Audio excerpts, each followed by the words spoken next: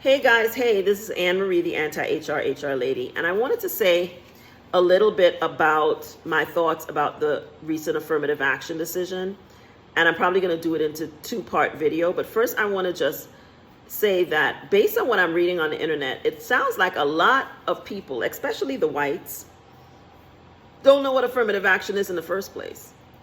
You've basically just bought into the faux Fox, you all call it Fox, I call it faux news talking points about less qualified people being given spots in colleges and universities and jobs, and calling it affirmative action. But affirmative action has never been about giving less qualified people positions. It's been about going out and finding people of color who meet the criteria, but that you would never find because they're not connected.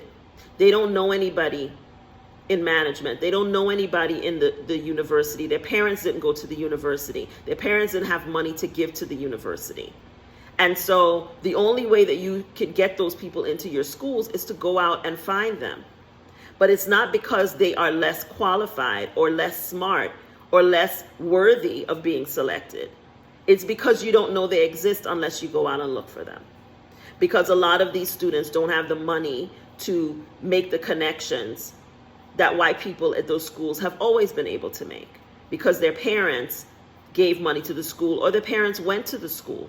And as a result, they're more guaranteed a spot, even though they don't have the SAT scores or the grades. That's the reality. This idea that college entrance is based on merit is bullshit. It has always been bullshit. And so many of you want to believe it because you want to believe you're better than black and brown people. You want to believe you're smarter. You're not. You never have been. For us and our ancestors to have survived and continue to survive and even thrive in a country and a structure that is intended to keep us down should tell you about who's smarter than who and who's more resilient than who, right? But that's not a conversation many of you are willing or ready to have, because white supremacy and white privilege has convinced you that you're better when you're not. And that's your problem to figure out. Racism is white people's sickness in America. It's your cancer. And it's your thing that you're going to have to fix. It's not our job to fix it for you. And so many of you don't even realize that you have the illness, that you don't even have the ability to do anything to fix it. And affirmative action is a good example of that. You would rather believe that you're better than believing and understanding that nobody took your spot, because the spot isn't yours. It belongs to whoever decides to give it to whoever they decide to give it to. It's not yours. And so if a university decides that they want to have a student body that is representative of the community, they have a right to apply whatever criteria that they want in order to make that happen. And the thing is that they're going to continue to do that. They're going to continue to do that. They'll just find a different way to do it. And so those of you who didn't get in, even though you had a high SAT score, a high GPA, you're still not going to get in. That's the reality. Unless your parents are legacies, you're still not going to get in. You just won't have black and brown people to blame the next time around when you get rejected. So this idea that the decision is going to result in black and brown people not getting into universities, the reality is we're not the biggest beneficiaries of affirmative action anyway. It's always been white women. White women, and that's a documented fact. Google is free, so is the library, go look it up. White women are the biggest beneficiaries of affirmative action. That's the reality, right? So the people who are likely to be impacted the most by this, if there is an impact, is not going to be black and brown people, because we were never the real beneficiaries. They are. They're the ones who have benefited the most and gotten the most jobs and graduated with, and graduation rates went up for. The graduation rates, for example, for lawyers, white female lawyers, went up significantly. I think it's something like 30% representation after affirmative action. Black people are still below 5% in terms of graduation rates for law school, right? So what does that tell you about whether or not affirmative action helped us? It didn't. And with that knowledge, and as a person who went to law school and knows what it was like to go through that process, I know that to be the facts. right? I know who was sitting next to me in classes in overwhelming numbers. I remember even having this conversation in a constitutional law class where a white girl got offended when I told her, you're here, if anybody's here because of affirmative action, it's you, right? They are the biggest beneficiaries, not us. And so this idea that we are somehow taking someone's spot and we're not qualified is a lie that has just been told over and over again. And what's sad to me is not only have white people bought into it, but many black people, as I read comments on social media, have really bought into that belief as well, and it's not true.